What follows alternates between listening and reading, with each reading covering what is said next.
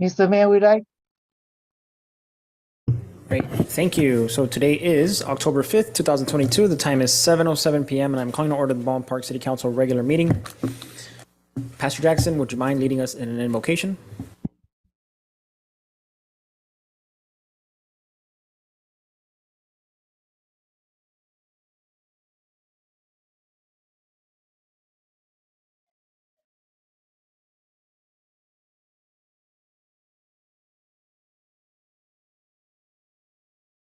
Happening around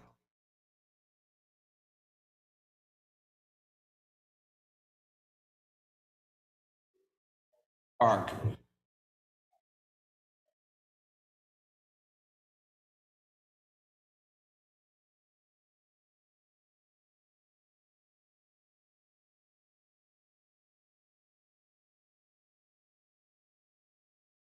Asking it.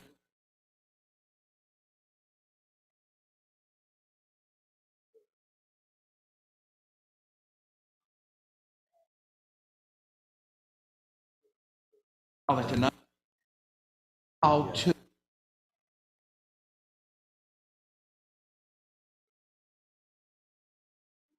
offer you the calls of Father. Part we need part, but only that you. That's what.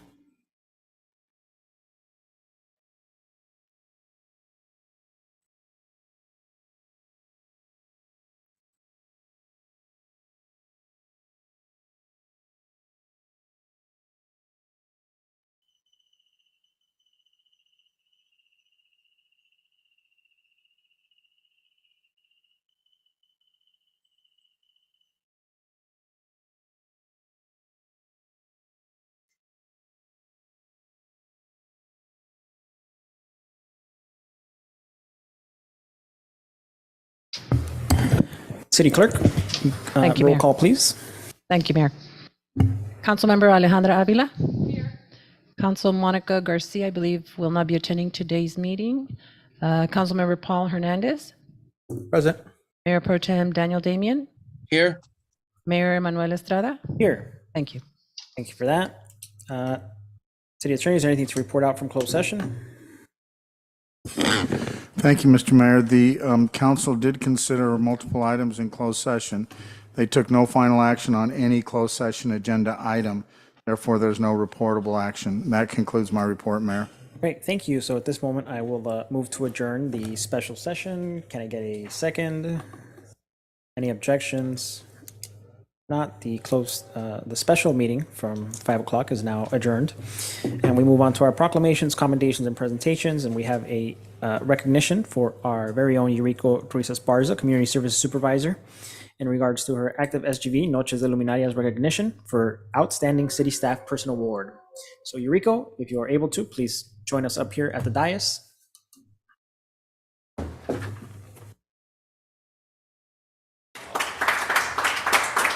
What's his name?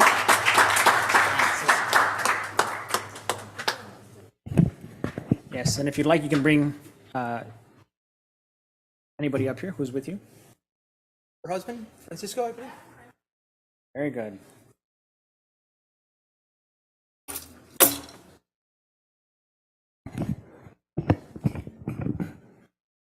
So last week we found out Yuriko was getting recognized by Active SGV, and so we wanted to make sure that we recognized her here at home, the City of Baldwin Park. If you're not aware, Yuriko is part of our staff here, and she has made many things possible here for the City of Baldwin Park. And I know that she has not only championed, but you're also spearheading a lot of our homeless efforts. We're seeing the return on those investments, so we're very grateful and proud to have you as part of our team. So we want to make sure that we recognize you here. So, in recognition, we congratulate you for being recognized by Active SGV at the 2022 Noches de Luminarias for your dedication to mobilize community engagement efforts, bridge the gaps of our parks and open space in LA County. Your collaboration, dedication, and hard work is of great importance to our residents, community leaders, and surrounding cities. Thank you for the favorable recognition that you bring to your department and our city.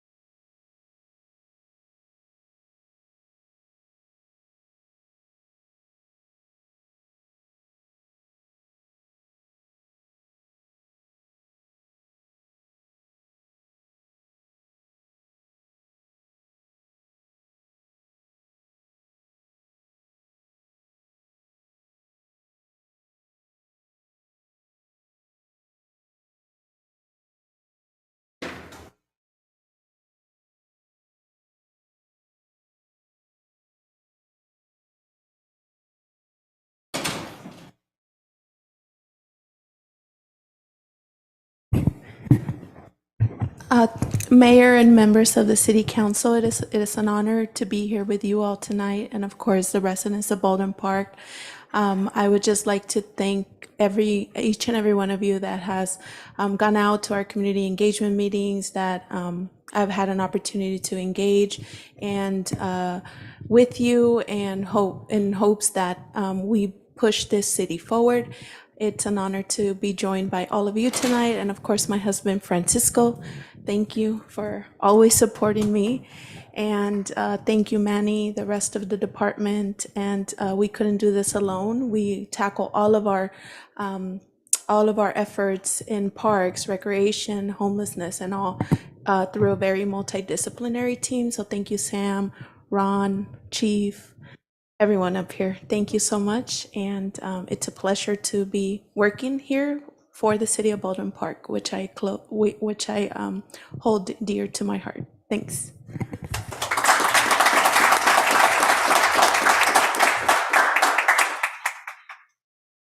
Mayor, I just want to say, Eureka, thank you. Eureka, you could see her working long hours, regardless of what may be happening around her. She's actually somebody to look up to. She went through some really hard times, and no matter what was going on in her life, she was here for our city. She took care of her family, but she took care of the Baldwin Park family. She worked from home. She made sure things were handled. She is one of the big reasons, one of the persons that has taken charge with our tiny homes and helping the homeless. She's the forefront. She makes sure that all the grants are in. There's just a number of things that Eureka handles in this city that a lot of us probably were not even aware of. When I learned of all the things that she does here, and then when I learned of everything that she and her husband had gone through, and I didn't even know, because if you would look at Eureka worked, she smiled, she was here hours, long hours, to make sure that our community got everything that it needed. It's employees like you, Eureka, that makes our city so successful, because you bring all of you to our city. So thank you for being one of the best staff. Everybody's great, but seeing that everything that she's gone through, it was an eye opener for me, and I thank you for everything that you do. And I'm glad that you're doing well. I'm glad you're doing well as well. I was so happy to see you walk up here. So thank you for all your work, and we're very happy to have you here. Thank you.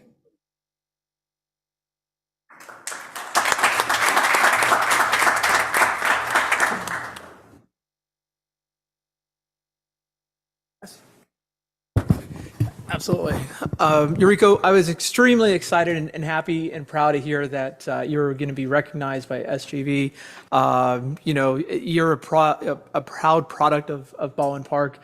Soon we'll be calling you Doctor, which I'm hoping that becomes sooner than later. And your thesis is on Baldwin Park, because we have a lot of great examples. But I'm just thrilled because, again, not only for your individual recognition, but in 2019, as you might recall, our city was also recognized by SGV, Active SGV. So we have a long history of providing great products and individuals being recognized across the valley. So this is just an example, and not the first, and it won't be the last. But again, gracias for everything that you do for us around the homelessness, rec and parks, and everything else. So. We share this celebration with you, with all the accolades and the kudos and the star fingers and everything else. So, congrats.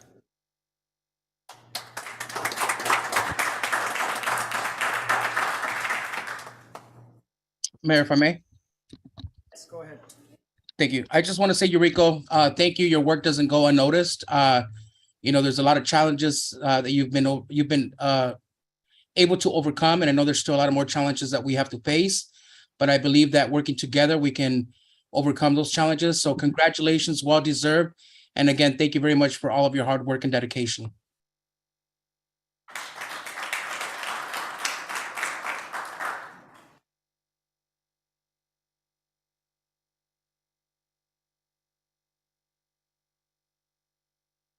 Checkpoint. Oh.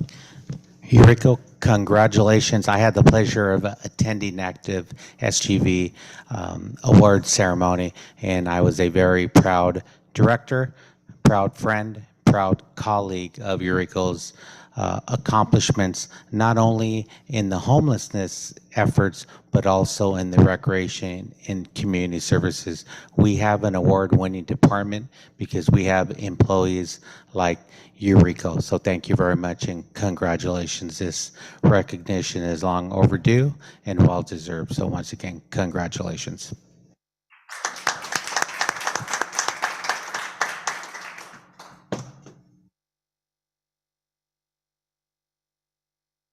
Well, I definitely want to thank Eureka for being with us, not only today, but every day that she's scheduled to work, of course, and the extra hours. We're very grateful, and we move forward because of the staff, and it's always my pleasure. I'm always very excited to make sure that we put our staff in the spotlight, letting people know that they're the ones getting down to the nitty gritty, setting up the infrastructure and getting things done. So Eureka, super grateful to have you here in Baldwin Park. I want to see you here for a very, very longer time. I want to make sure you stay here. I want to make sure you keep helping us move forward. And then I just want to make sure that we get Eureka a plaque so that she's able to hold on to this moment forever.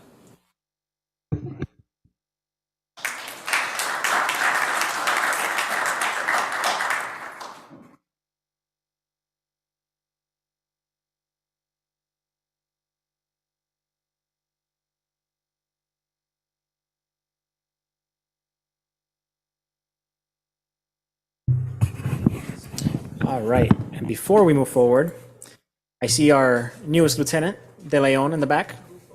So congratulations on your promotion. Congratulations. I know De Leon is a Baldwin Park product as well, correct? Very nice. So very glad to see Baldwin Park residents, stay in Baldwin Park and help the next generation of residents. So we're very thankful. Congratulations. City Clerk, I will go ahead and open up public communications. Is there anybody looking to speak? Yes, thank you, Mayor. We received 2 public comment speaker cards. First one is Samira Mejia.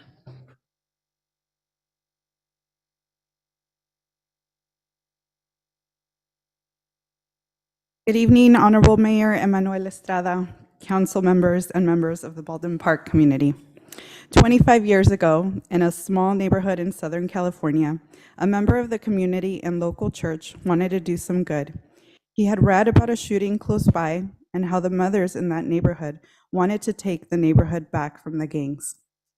Our community member contacted the moms and said, "How can I help?" The answer: our kids need a safe space to be. So our community member did some fundraising, wrangled a few volunteers, and rented a small apartment for an after-school program. On the first day, 100 students showed up.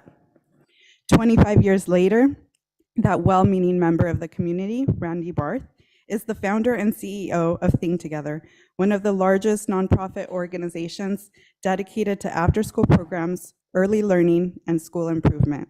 Our mission is to partner with schools to change the odds for kids. My name is Samira Mejia, and I'm the general manager proudly supporting the students and families of Baldwin Park.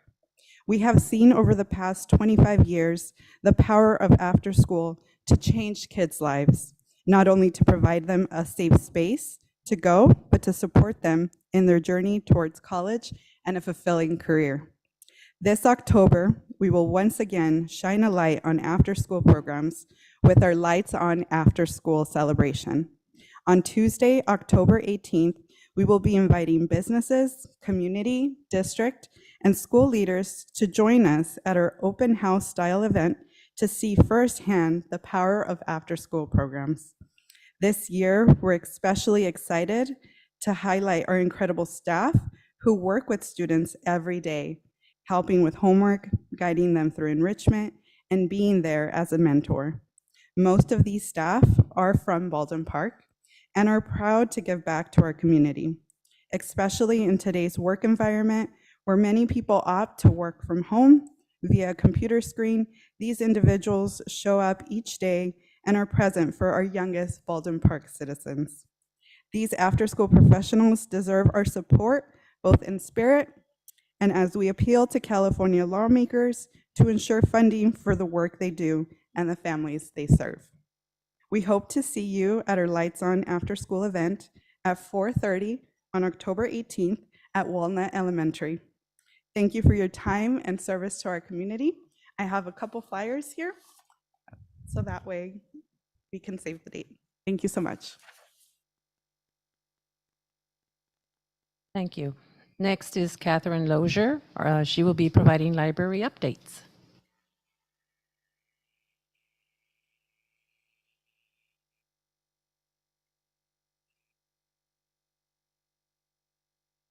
Good evening, Honorable Mayor, council members, and members of the community. The library continues to celebrate National Hispanic Heritage Month, and our next program is going to be a virtual program, which will also be part of our Heart and Hand virtual book talks. This one is celebrating authentic cultural representation. Author Annette Chavez Macias, who is the author of Big Chicas Don't Cry and Too Soon for Adios, will be in conversation with our library director, Sky Patrick, and they'll be discussing authentic cultural representation. Then all libraries will be closed on Monday, October 10th for Indigenous Peoples Day. But in preparation for that, we will have on Saturday, October 8th from 11 a.m. to 12, an author talk on American Indian relocation, NDNZ in the city.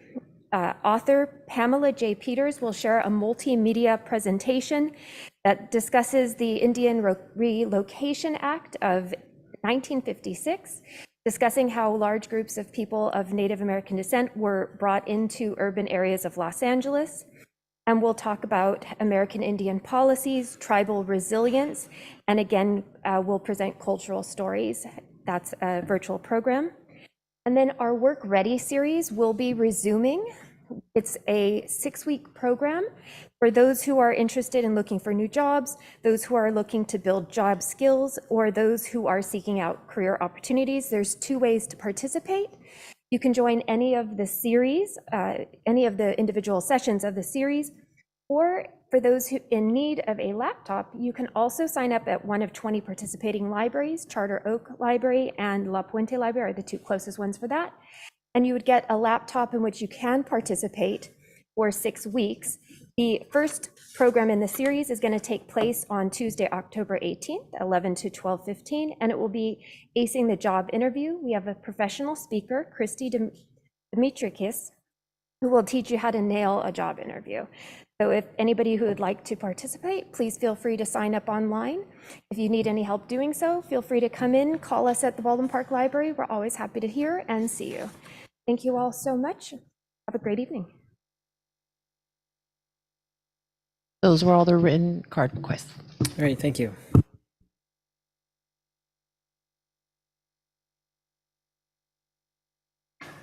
Hello, City Council. Oops, 2 people missing. Wow, what a shame.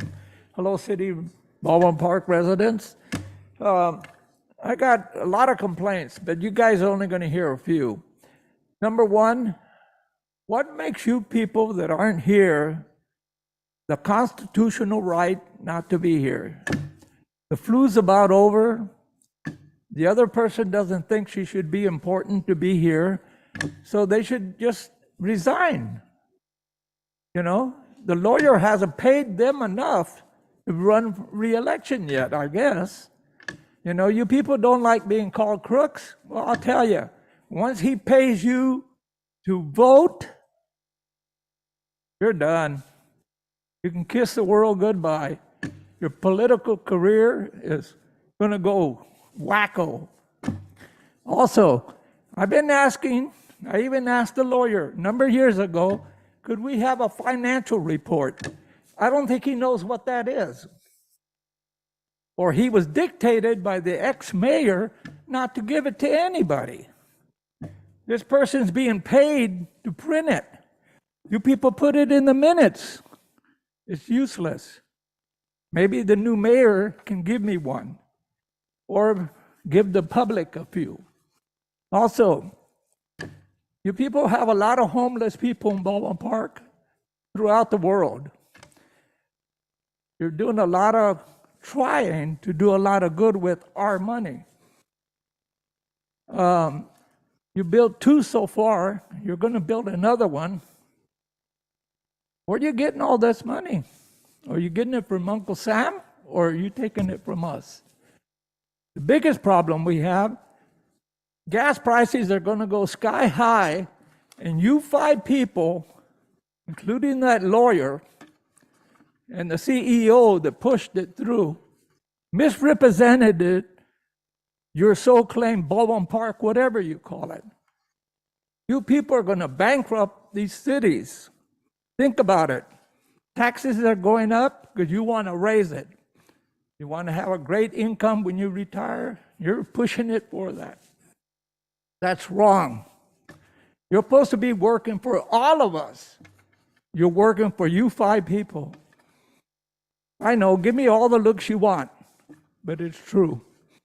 You should be voting to protect all of us, not voting to benefit your pocket. And that's what you people are doing. You want to raise our taxes. Why? We've been in a money crunch for the last couple years, and you guys just don't get it. Sorry, your time is up, sir. Honestly, you don't get it. Thank you. Your time I is up, know, sir. I'm out of time. Thank you very much. Poor 5 people. Whew.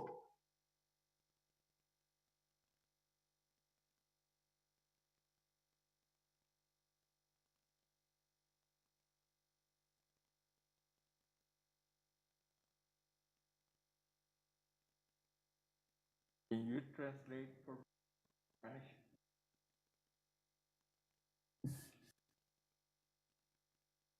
John Rios, resident, 45 years, right here at Baldwin Park. One of the things you guys are doing wrong, and you guys have to open your eyes, is homeless things you guys doing, encampments and everything. It just came out from Long Beach right now.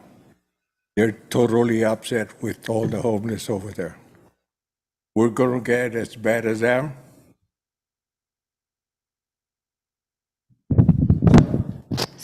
Mr. Rios, resident of Baldwin Park for 45 years, here in Baldwin Park. One of the things that you guys are doing wrong, and I hope you can open your eyes, is... Can you translate in Spanish? Señor Ríos, residente por 45 años en la ciudad de Baldwin Park, una de las cosas que quiero mencionar que ustedes están haciendo mal y que tienen que abrir los ojos es que el problema con los indigentes, estos campamentos que tienen para ellos, este problema está presente en Long Beach y están ellos muy molestos y parece que va a suceder lo mismo acá. Another thing is that I had some signs taken down over a week ago, and you guys haven't returned our signs back. And one of the things, you guys have 24 hours to return it to us. And you guys are breaking the law. You guys want another lawsuit again. One of the things that we do, like myself, Mr. Plata, Mr. Luna, Mr. Taro, we try to protect the city. Otra cosa es que ustedes no están devolviendo los carteles. Esto ocurrió hace una semana y hasta ahora no los han devuelto. Ustedes están a punto de quebrantar la ley y esto va a requerir que haya un juicio. Y una de las cosas que hacemos nosotros, yo, el señor Plata, el señor Luna, el señor Wiki, es de cuidar la ciudad. Another thing is that you guys open the parks open for our signs. Walnut Creek has a sign right there. You have it right here in front of City Hall. That belongs to the citizens. That belongs to you guys. Belongs to the taxpayer of Baldwin Park. Otra cosa es que hay que abrir los parques y estos carteles pertenecen a la ciudad. Pertenecen a la ciudad, no a ustedes. Pertenecen a Baldwin Park.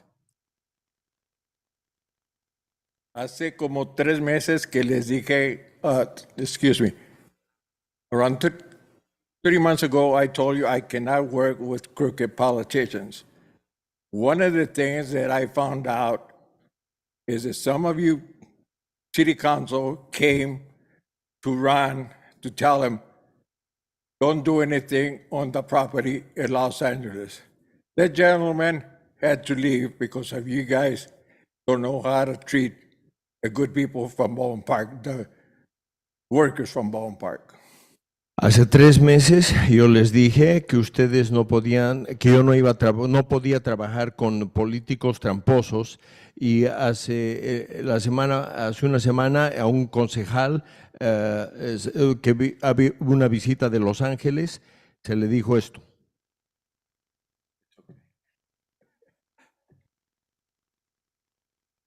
I told you guys at that point that you guys wanted a puppet at that position, which you guys did, starting with a CO, Ron, and everything. You guys don't have the cajones.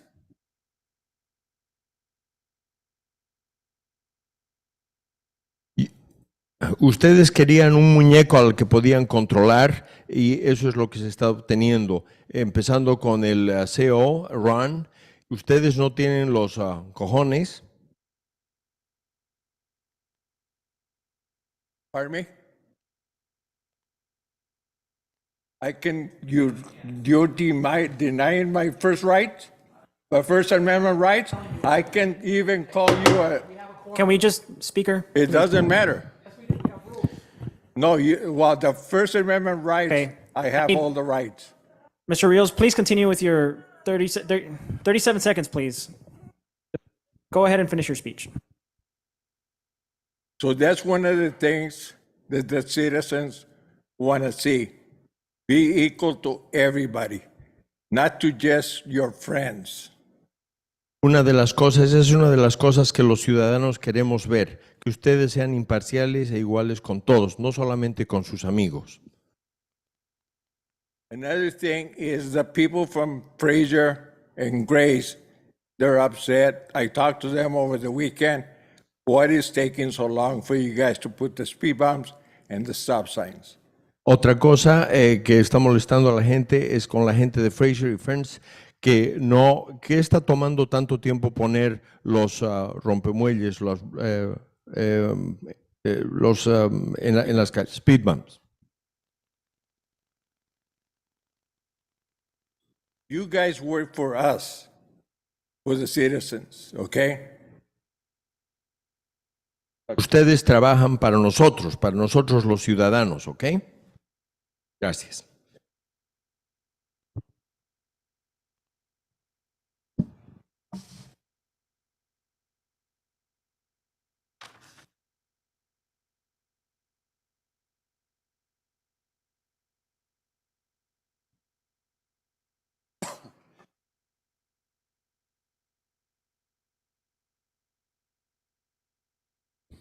He's going to translate in Spanish for me. Él va a traducir para mí al español.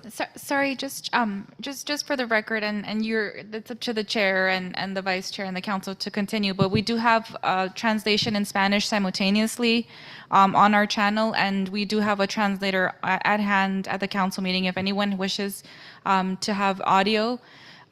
He has a device if you can't understand the English, or if you just want to hear it in Spanish. He offers devices at the beginning of the meeting.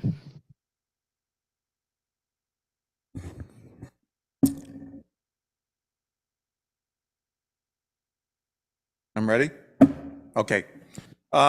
First of all, I noticed on your agenda for the special meeting, you had Daniel Rodriguez on there. Primero que nada, me di cuenta que en su orden del día tenían a Daniel Rodríguez en lista. Daniel Rodriguez was supposed to be an employee for this city. And you can ask your corrupt city attorney and Chief Taylor. You can ask Paul Hernandez, who's involved with Daniel Rodriguez on corruption. We have special people listening to this meeting tonight. Daniel Rodríguez era supuesto empleado de esta ciudad. Y usted puede preguntar esto al abogado corrupto, puede preguntar también al jefe de la policía. There was a COVID corruption with monies. Paul Hernandez had a neighbor down the street overpricing all the COVID supplies that the city was getting. Daniel Rodriguez had refused the second time to authorize them, but Manny Carrillo went ahead. Hubo una corrupción con el COVID con cuestión de dinero. Paul Hernández había hecho un sobreprecio con una persona adicional acerca de los implementos para combatir el COVID. Daniel Rodríguez lo había visto esto. The people involved in this was Ala, Lozano, Tafoya, Monica Garcia, Lozano, Manny Carrillo, and especially Paul Hernandez, since it was his friend down the street. La gente involucrada con esto era Ala, Lozano, Tafoya, Mónica García y especialmente Paul Hernández, que era cuya idea era este asunto. So the FBI is looking into this because the money that was done, the overpricing of the COVID supplies, were all done through Mr. Hernandez, Paul, and Manny Carrillo, and the previous council. So entonces, el FBI está analizando esto porque hay que ver y hay que analizar estos sobreprecios de todos estos implementos en los que estuvieron participando Hernández, Carrillo.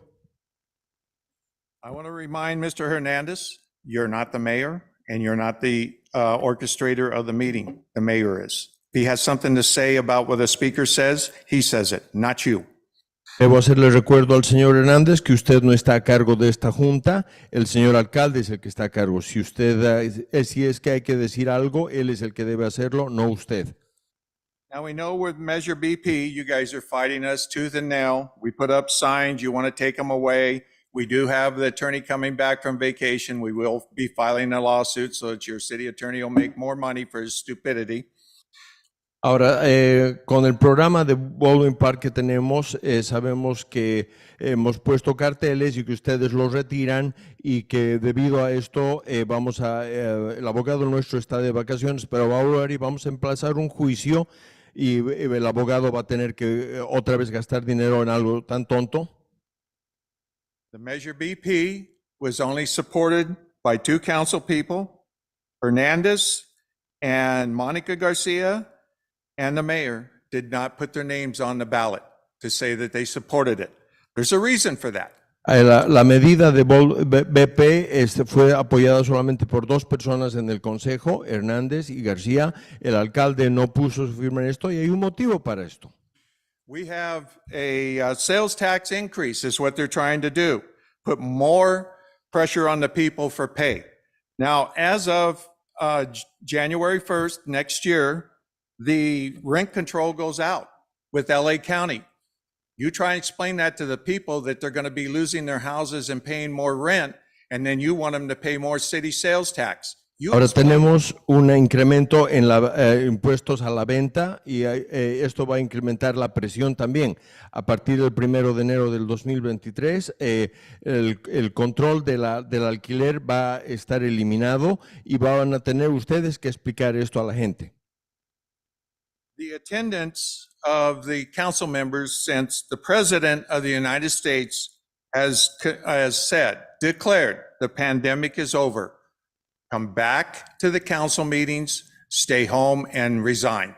One or the other. La asistencia a las juntas del Consejo, de acuerdo a lo que ha dicho el presidente de Estados Unidos, es que la época de mantener y de trabajar desde la casa se ha terminado. Por lo tanto, vengan a las juntas o renuncien.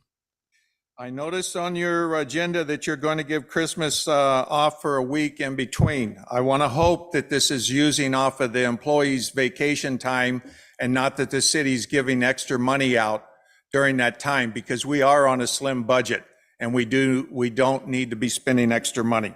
Noté también que durante la época de las fiestas de fin de año se va a ver una semana en la cual se va a cerrar el municipio. Espero que los empleados estén utilizando su tiempo de vacaciones para esto, porque estamos en un presupuesto muy justo y no podemos darle el lujo de pagar por no trabajar. Gracias. Thank you.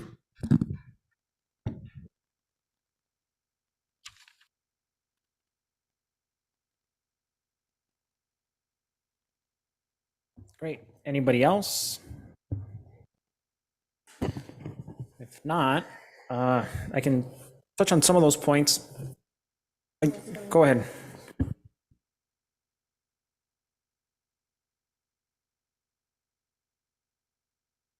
Good evening. My name is Juan Vargas. I came 2 or 3 months ago, and I was requesting the sweeper. I have a problem with the sweeper, and you guys know it. I already explained it to you the last time that this city, in my street, they sweep the street both sides at the same time, and we cannot park, no cars, between 7 to 12. It happens that the sweeper goes by around 7:10, and we're at the mercy of not be able to park outside for another 5 hours. When we have cars and we don't have big driveways, we have to put the cars everywhere, or at least and the neighbors, everywhere we could, but it's not enough. Sometimes we have to put the cars inside, way inside, but it happens that the person has to leave earlier. So we have to move the cars. Well, it happens this morning. The police department, which is, I do not blame the police department because they're doing their job. They was giving tickets to the residents because we parked the cars outside 10:30, and the sweeper went by 7:10 in the morning. I thought that the day that I came over, you guys was gonna do something. So today I'm requesting you guys to have a temporary ordinance, to vote for an ordinance to be able to park the cars outside. At least after the sweeper goes by, we can put the cars outside and we're not gonna be at the mercy of having a ticket, because in these days, we have a tie with our money. Gasoline, jobs. It's not easy to come and see the 1 or 2 tickets in the cars. You guys have to do something. This is the second time that I come over, and you guys had the power to do it. Why don't you guys do it today? A temporary ordinance until you guys have and find a way to have a permanent ordinance. Maybe one day you guys can have the street sweep on one side, and in the afternoon, sweep in the afternoon. In that case, we can put the cars on one side. But you guys have to do something. You guys are bleeding us the money that we don't have. Thank you.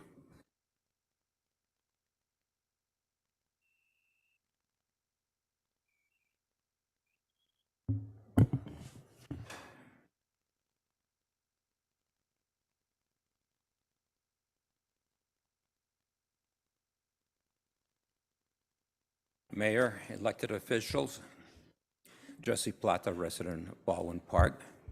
Now, and I've heard some residents and a business owner come over here and use the time that they had. Seems like they have more sense than you sitting up there. The last one that he talked about, the parking, It's obvious. And I came here to talk about more than one thing. Baldwin Park, Measure BP, tax. The gentleman spoke about it. Hey, we're going to go somewhere else and buy. Not only people from here. It's going to hurt. And I'd like to go into Measure CB. Call it what it is. The sale of marijuana. The sale of marijuana. Let's be transparent about it. That is going to create more problems in Baldwin Park. There's going to be more accidents, and some accidents that can be very serious. There's going to be more people overdosing on drugs.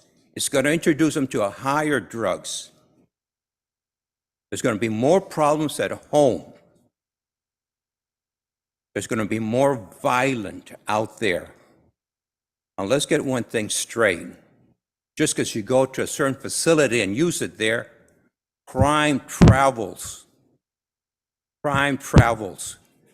A lot of people go to a bar, sure, they were okay there.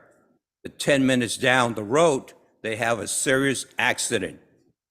Nothing is going to guarantee that the crime is going to stay at that location or their dysfunction to control their vehicle.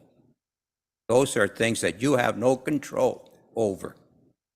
And that is sending completely the wrong message to our younger generation. Unfortunately, we do have some older generations that don't know any better. Now, what I said, what the other gentleman said, that's very clear. Transparency. Don't hide it under different names or quote it differently. And going into the homeless, tell them to get a job. It's very clear even in the Bible. Help yourself. I don't know if any of you saw the movie Stand Up and Deliver. What was the message? Get yourself off welfare and contribute. Thank you.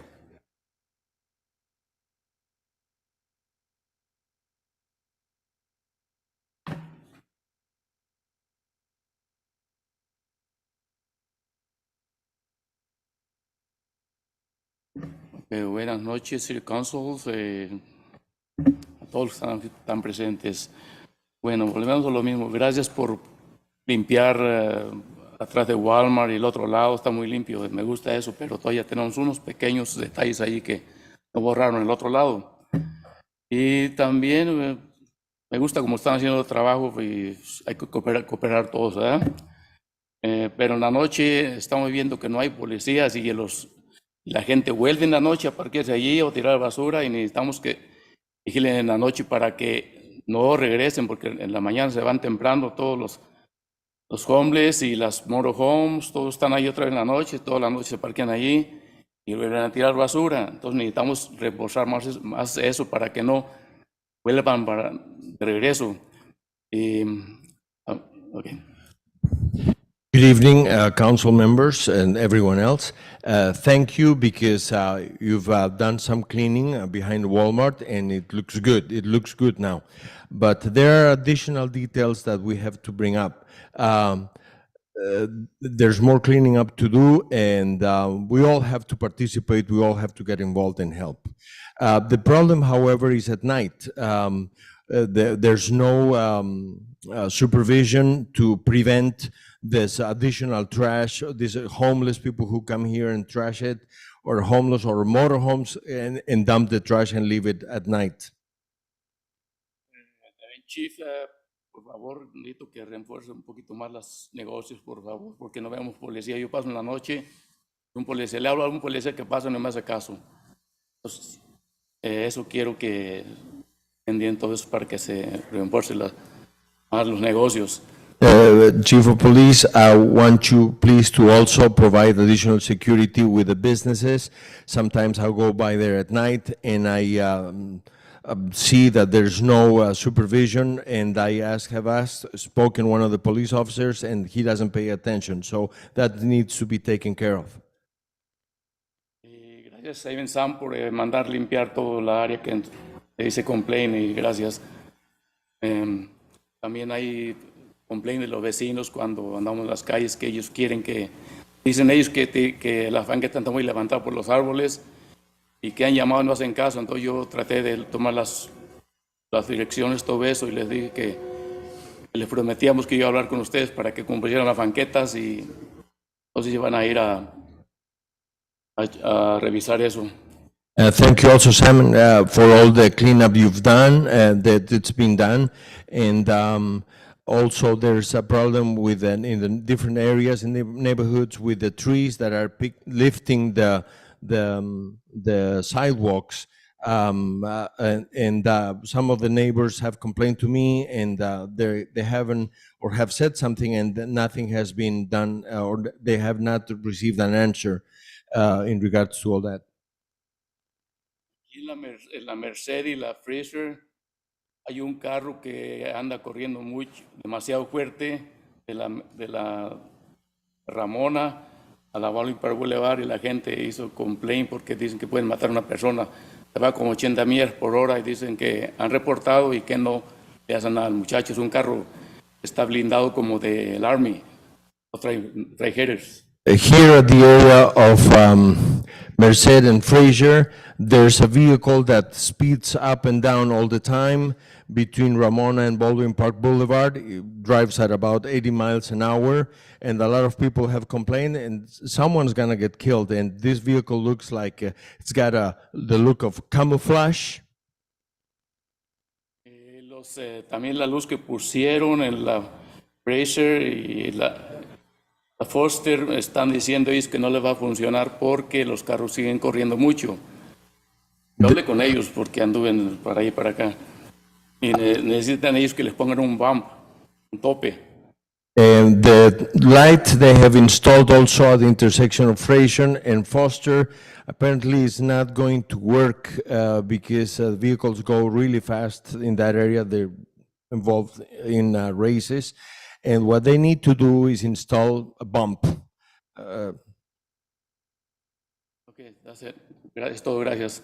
That's all I have to say. Thank you.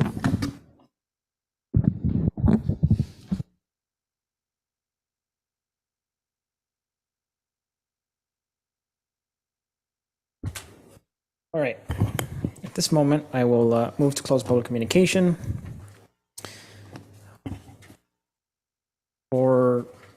I know we're talking about the signs. The signs aren't an issue. The issue is that they're being posted on public property. If we allowed everybody to post political signs on public property, we would have a giant mess in the city. As long as they're posted on private property, it's not an issue, nobody minds. For the homelessness, we hear about homelessness a lot, very complex. And you don't have to like the answer, but the answer is the answer. And it doesn't come from me, it comes from the Supreme Court. And it will continuously rule, and it will continuously be upheld that everybody has constitutional rights, and that asking a homeless individual to move along when there's nowhere to go is cruel and unusual punishment and a violation of the Eighth Amendment. So in order to be able to ask individuals to move, you must be able to provide them services, resources, and of course, a place to go to. This is why we open up the tiny homes. Tiny homes have come at no cost to the city and have actually helped by reducing our calls for services, because homeless people are now no longer homeless and they have somewhere to be. That's why we have Esperanza Villa, and that's why we have Serenity Homes. It also brings resources and services at no cost to the city, which is incredibly important. So now we have case managers helping those people at those locations. As of recently, we partnered with Lakata to do outreach for the hard-to-reach homeless population, and they are working on that and making sure that they are hitting the encampments, doing that outreach and helping them as well.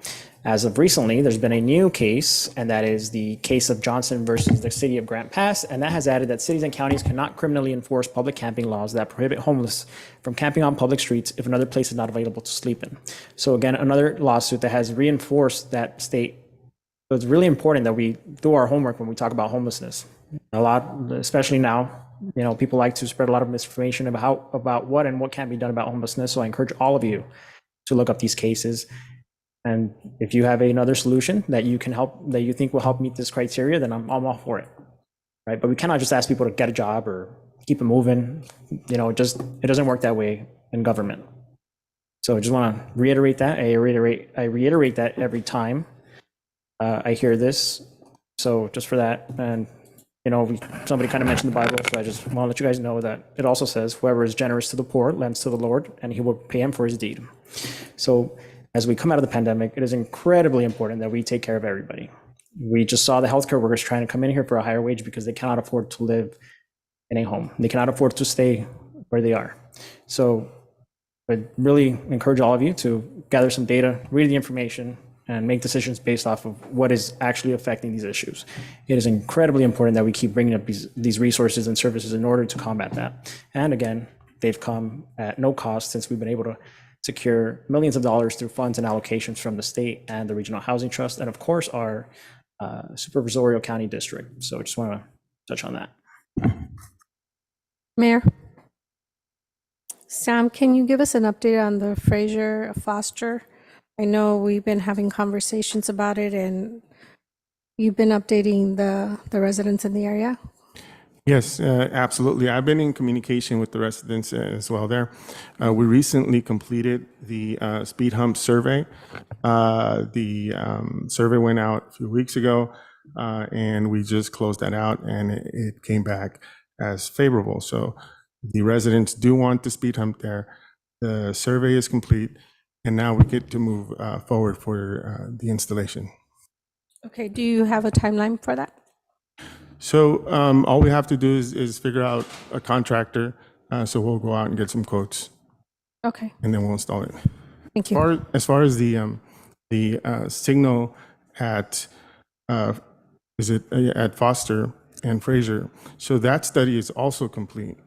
And so we're going to be reprogramming the signal so that at night it's a 4-way stop. Okay. And then what about the stop sign on Grace? I know you were doing a study on the stop sign on Grace and Fraser as well. Yeah, so that study is still ongoing, but it should be completed very soon. And the timeline for reprogramming of the signal is going to be 2 weeks. Okay, thank you. And I want to touch up on the speeding cars. I agree there is a lot of speeding cars out there. What I did the other day, because Mr. Plata lives right across the street from me, we often hear the car speeding, correct, on our street.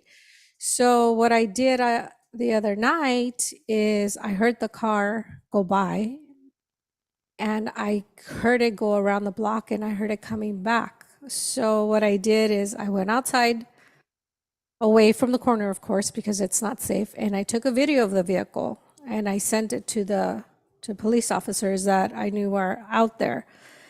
It's important that we try to get the make of the vehicles, if at least all possible. They're going too fast to get a license plate because that didn't even come out on my video, but the type of vehicle.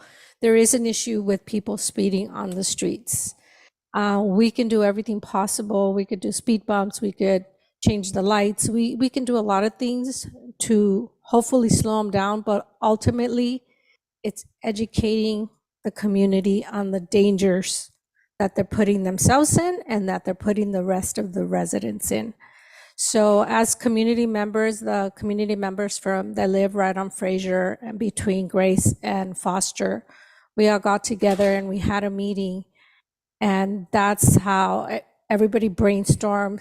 Sam got ideas on what they would like to see there, and that's what's going to make a change there. So as community members, you coming up here, speaking or calling meetings in your areas for concerned areas, that's what it takes to fix areas like that, or to fix speeding problems, or whatever you may see in your area that's a problem. So I thank those residents that came up, and I thank Sam for going out there. The reports that you need to do, I know they're lengthy because you have to follow state law and you have to do certain things. So it's not something, a study that can just be done overnight. So those things are being taken care of. So please do continue to report incidents like the speeding cars or whatever it is you're seeing out in our community, so we can take a handle on it. Thank you.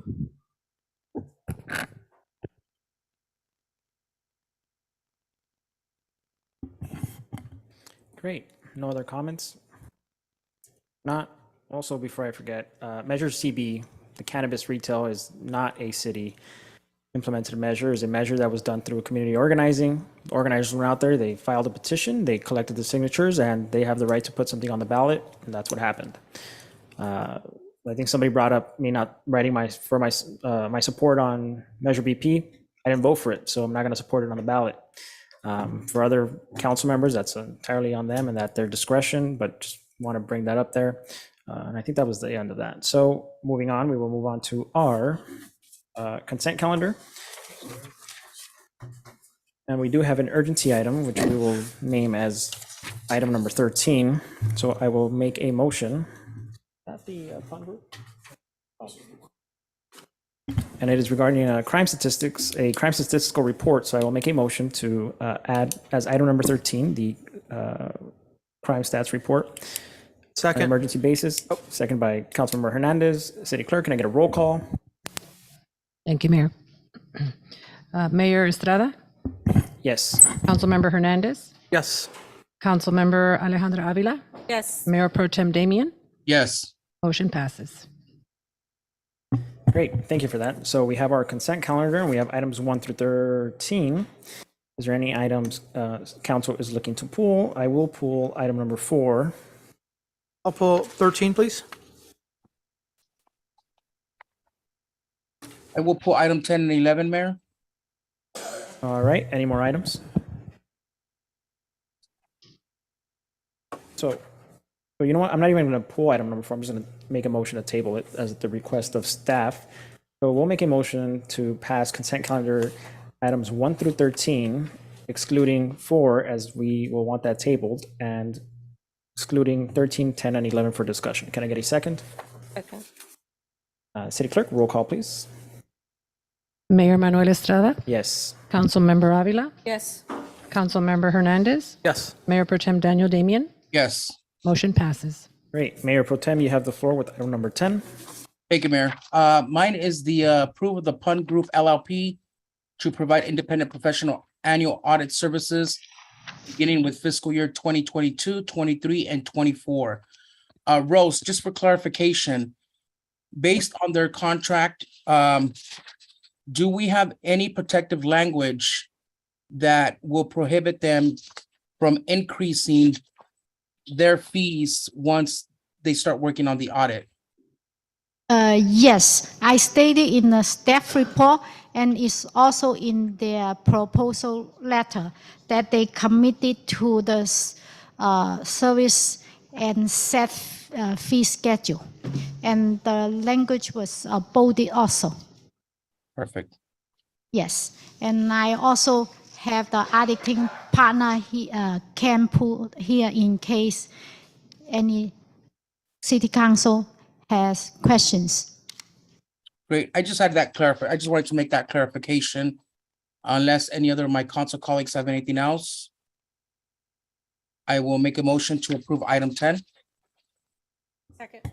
City Clerk, roll call, please. Thank you, Mayor.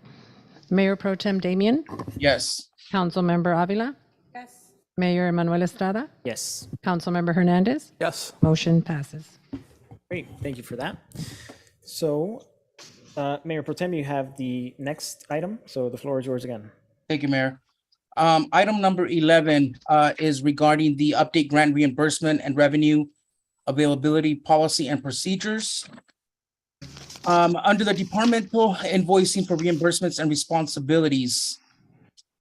So part of the new policies and procedures, departments will submit a quarterly billing invoice within 30 days after quarter ended to the granting agency. So Rose, do all the departments have this new policies and procedure in place? And do all department heads, are all department heads aware that they need to submit the quarterly staff report within 60 days after the quarter ended to update the city council on invoices submitted for reimbursement? Prior submitting this to the agenda, I have emailed to the department E-team with this policy and procedure. If the city council approve this item tonight, I will email a copy again to the E-team and have them distributed to their staffs who involved in this process. Got it. Okay, so we just want to make sure that all department heads are aware of this new policies and procedure and that we are following the guidelines and the days on here so that we make sure that we have all of the information available for when the audit is being done. Thank you. I have a question based on your question. Yes. Okay, and so the department heads have the policy and procedures. I know in the past, department heads knew certain things needed to be put in for reimbursement, but wasn't done. So how are we going to make them accountable to make sure that they are following the procedure? Yes, based on the auditor's recommendation and what we have experienced in the past, that's why finance created this policy and procedure in formal written format. And this will be distributed to all the department head, and they will need to follow this policy and procedure if City Council approve them tonight. So let's say a department head does not follow the procedure and they're not submitting the reimbursements. Who's going to keep track of making sure that these reimbursements are being done? That's the main reason that we put here that department who receive the grants and they provide a quarterly updated report to the City Council. For example, they receive $5 million from the state for a specific capital project, and they spend, let's say they spend $500,000 within the first quarter, and then within 30 days, they need to prepare the reimbursement submittal to the granting agencies. Then within 60 days, and they will, once the template set up, and they will continue to use the same template and format. And let's say they say, oh, they were awarded this $5 million for a certain project. And they will, on the update report, they will say, oh, we spent $500,000. And then they will also show, oh, we have submitted reimbursement requests on such day. Okay. With the $500,000. So on the updated quarterly report, it will show and it will have the track. And I mean tracking. So we will receive that tracking sheet. Yes. On the days they should be getting a reimburse or when it's due, pretty much. So we will be able to be checking on that. Right. Maybe it will show you all that they have submitted the reimbursement request for this quarter and for second quarter or third quarter. Okay. Thank you. Thank you. And Rose, you will be aware of all of the payments for grants because they're going to be all sent to the finance department for processing, correct? Yes, we will be aware of how much it has spent it, because we will process the payment to the contractor or to vendors. And however, and within the policy and procedure, for example, when the department receives the award, and normally they will prepare a staff report, inform the City Council. We have been awarded $2 million. Let's say we have been awarded $21 million from ARPA. Then, for example, the staff report I prepare, and then we say, oh, we plan to spend this much in this area and that area. Then we will create the account number and project number to keep track of the awards. So the first step is they will inform the City Council after they awarded the grant. Okay. All right. Does anyone else have any other questions on this item? If not, I'll go ahead and make a motion to approve item number 11. Second. City Clerk, roll call, please. Thank you. Mayor Pro Tem Damian, Yes. Councilmember Avila, Yes. Councilmember Hernandez. Yes. Mayor Estrada. Yes. Motion passes. Great. Thank you for that. Councilmember Hernandez, the floor is yours. Thank you, Mayor. Chief, I'm very excited to receive this report. First and foremost, this is what I'll consider a long time overdue. So I appreciate you and your staff and everyone else that's kind of assisted in supporting you and providing us, what we're looking at. So what I'd like to ask, Chief, if you can just kind of give us a summary of what we're looking at and what you provided, as item number 13 today. Yes, sir. Thank you. Thank you, Councilmember Hernandez and Mayor and City Council. The report that I provided you is a preliminary report that we have processed, and it contains information that we're looking at as initially for reporting purposes. The one thing that we have to account for now is NIBARS. NIBARS is National Incident-Based Reporting System, and that causes a little more documentation as far as crime reports. So if we have, for instance, if we have a robbery that results also in taking of a vehicle, some type of a sex crime, those are 3 crimes that we're going to be or we will be counting as crimes. So it's changed the way we're looking at things. So our statistics will increase. That increase started at March of 2021. And so the numbers are going to be a little different. So when we do comparisons for, let's say, if I go back to the last 3 years, our comparison is going to be different, and we're going to show an increase in crime. So one of the things we're looking at is improving on our reporting process, or improving our report that we provide to the council and to the public, because eventually I would like to put our statistics on our website, on the department website, so that the residents of Baldwin Park understand the crimes that are occurring and the locations that these are occurring, so we can maybe, what I'd like to do is work together with the community to make sure that we can overcome these crime statistics. The things that I gave you are for this year from January to August 2022. And in addition, I broke it down into, if you look at, there's January to April and May to August on the second page. The third page also includes a calls for service. And if you look at the calls for service, we had a total of 22,072 calls for service just this year alone, just to this point at this time. Out of those calls for service, 1,130 were related to transient, homeless, and those kind of calls that are related in that realm. And additionally, we had 430 calls that were related to the schools that we're working on. Of the 22,000, the numbers are again, the system that we're using right now is I'll call it archaic, that it doesn't allow us to really separate things. So of the 22,000 calls, 327 of those calls were officer notifications. So if we have like West Covina calls in and says, hey, we'd like you guys to go check on a residence, that's a call for service, and that gets counted as well.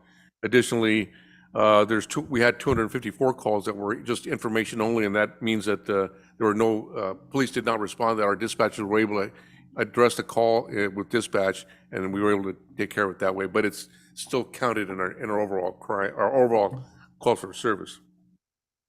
As far as the year to date for January to August of 2021 and 2022, I had to do a hand count just before for council. So I'll just go down the list of what I've looked at. In the homicides in 2021, we had 2, and unfortunately this year we've had 4. And the robberies, these are all increases, but I think as I get a chance to really start looking into the analysis of the crime and how we're looking at it and what we're going to do with it, one of the things that we look is trying to understand what caused the increase.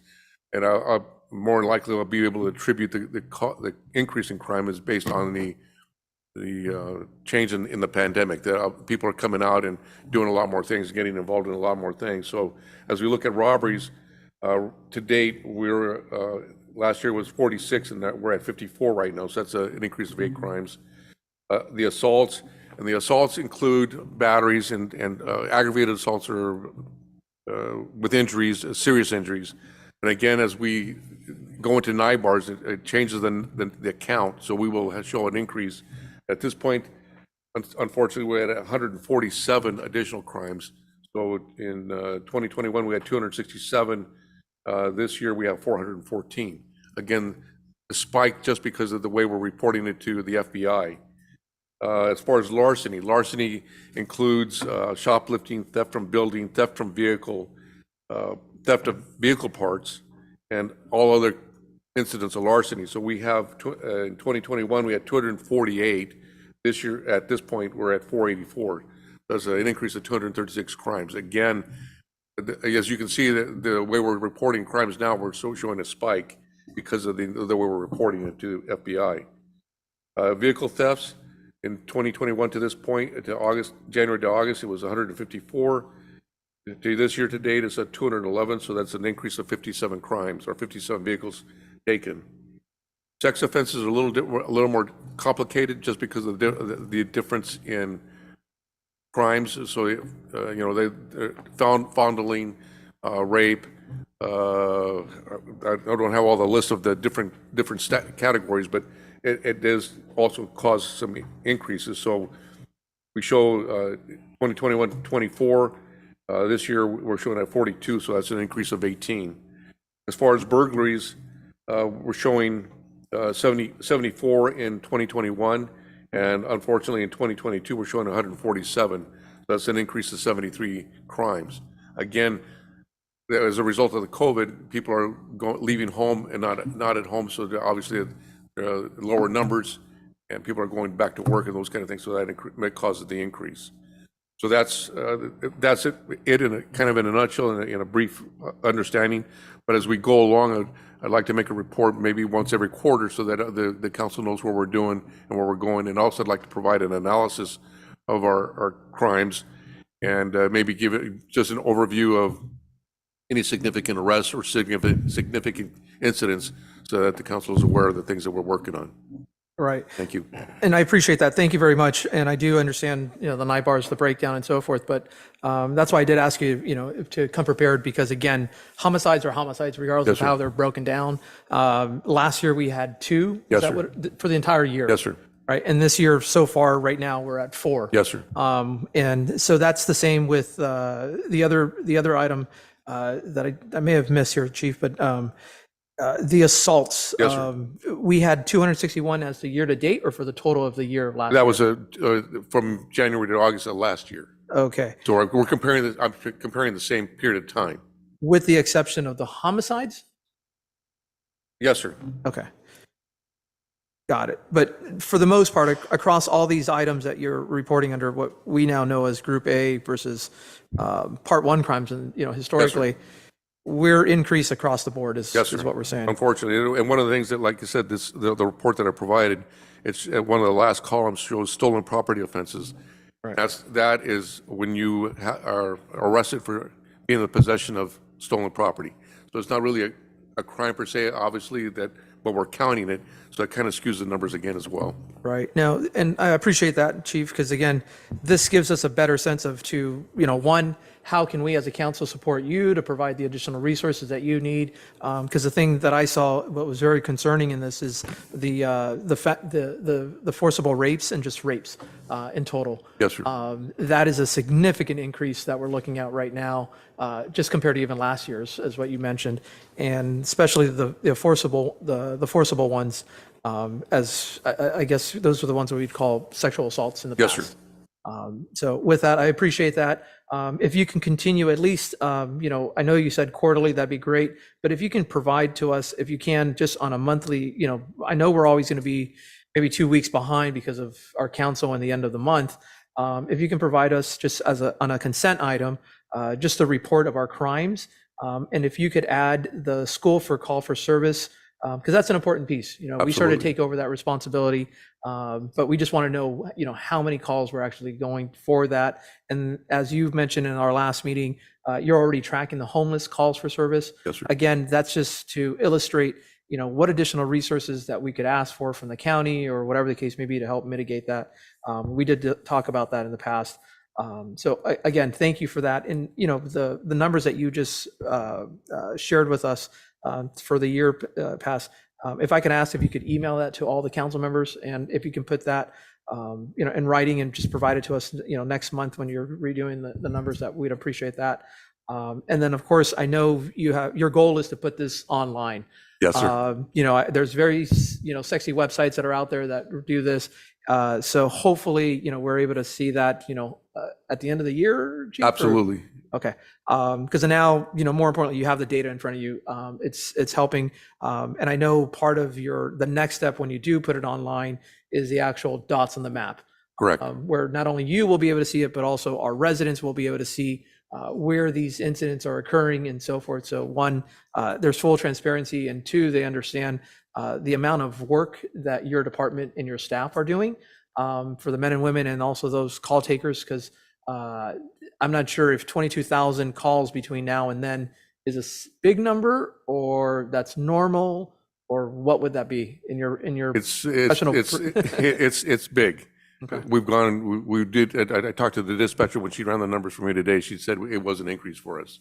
So if you can provide that when you're providing these other numbers, Chief, Yes, sir. if you can provide us what that looks like for, say, last year, if you're able to pull that, because again, then we're able to look at years' time, and we also do understand that during the pandemic we did have an increase in burglaries and so forth, which blows my mind because people are at home.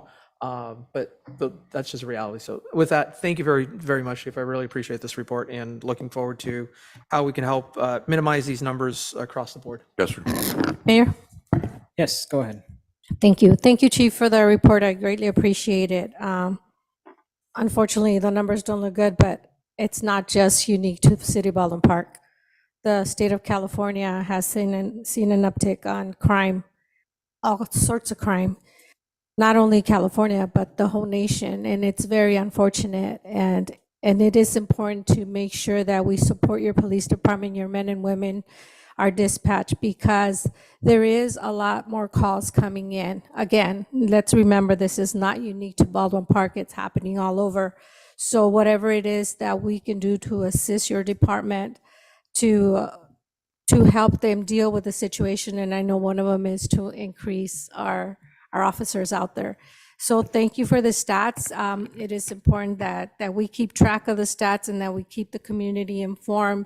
But do remember, it is not unique to Baldwin Park. It's not that Baldwin Park has gone worse. It's that the whole country has had an uptick in the crime scene, and we will do everything possible to help you mitigate that problem so that we can help our police department. Thank you. Yes, ma'am. Thank you. And like I said, the increase obviously is because of the way we are reporting it to the FBI.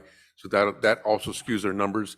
But again, it is still a crime, and that's one of the things. One of my concerns that now that we have the ability to start looking at making an analysis and understanding crime trends, I think, and so that I can apply officers to a specific location or a specific area, so they can either solve it or figure out why we have that incident of crime. Yes, ma'am. So, Chief. Yes, sir. What are you using for these crime statistics? Right now, we're using Spillman Motorola to provide the report that you have. The City Council was gracious enough to allow me to hire a consulting firm to improve what we draw or what we have in front of you. It's for me, it's somewhat embarrassing because of the way we present this.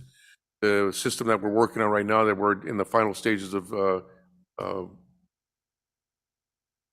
the drawing of the numbers from Spillman, will look totally different than this. I think one of the things I'm very excited about is it'll tell me the times of day that we're being impacted by crime, or when our highest numbers of crime, so I can look at deployment, making sure that that we're deploying officers at the right time.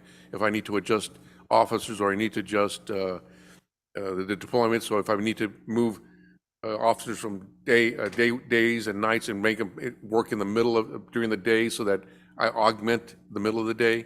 That's one of the things we'll look at. So there's a lot of things that, as we move forward, that's really exciting that I'm getting to finally to get to do that. You'll see a difference in the way we do policing and the way we address crime.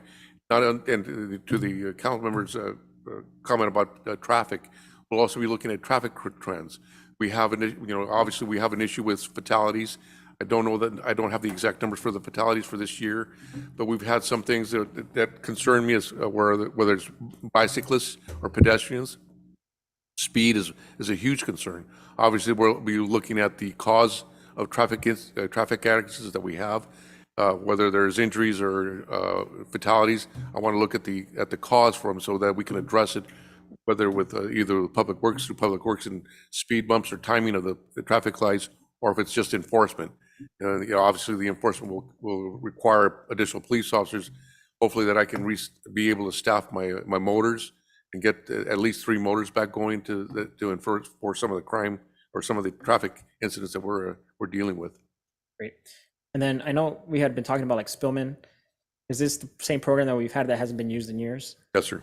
Okay, so finally being put to work. Yes, sir. Great. Thank you for that. And then I know that, as Councilwoman Avila mentioned, we're seeing crime not just in the region, in the county, in the state. So I think, I had read it earlier, just bringing it up today.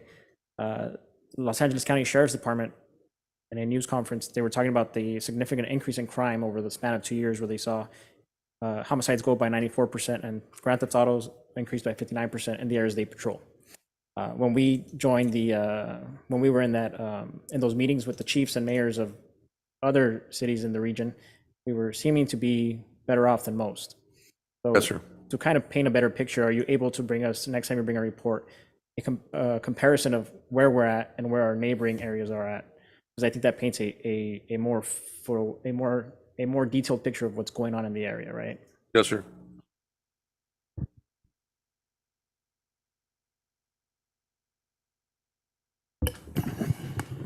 Great. And then, of course, I know we've had had the flock system come into good use, so we should also maybe do a report on that so the community kind of understands how that works and what it's helped done in the past couple of months. Yeah, so actually we had some good success with the flock system. It was a good investment by the city, especially because a lot of other cities are asking to access our flock system as well, because it's helping the region with crime. I know we had a couple of recent arrests where we had a flock hit or flock activation, and we were able to make some arrests off of the incident. So it'll help. It's a start in the right direction. Great. Any more questions or comments from council? Seeing none, I'd like to have council just accept the report as noted. Thank you. Great. I'll make a second. City Clerk, roll call, please. Thank you, Mayor. Councilmember Paul Hernandez. Yes. Mayor Manuel Estrada. Yes. Councilmember Alejandra Avila. Yes. Mayor Pro Tem Daniel Damian. Yes. Motion passes. Great. Thank you for that. And so it seems that we are at the end of our agenda with nothing else that is needing urgent attention. So does anybody have any questions, comments, or concerns before I move to adjourn the meeting? Yeah, Mayor, I'd just have a couple comments. Yes, go ahead, Mayor Pro Tem. Thank you, Mayor. First, I know that one of the residents touched on the street sweeping and receiving the parking tickets. I don't know if, this is something that I've heard from various residents. So I don't know, if they have the time from 7 to 12 or 8 to 1, whatever it may be. And if the street sweeper passes by, they normally go out, move their vehicle, park it because the sweeper already passed by. Then the parking enforcement comes by later and gives them a ticket. What is there that we can do to bring to a future meeting, a discussion or whatever it may be, to be able to allow for these residents to be able to move their vehicle back out to the street once the street sweeper has passed by? How difficult would it be for us to allow that? And we've actually brought this up in the last meeting, if you recall, Mayor Pro Tem Damian, that we needed to fix that situation.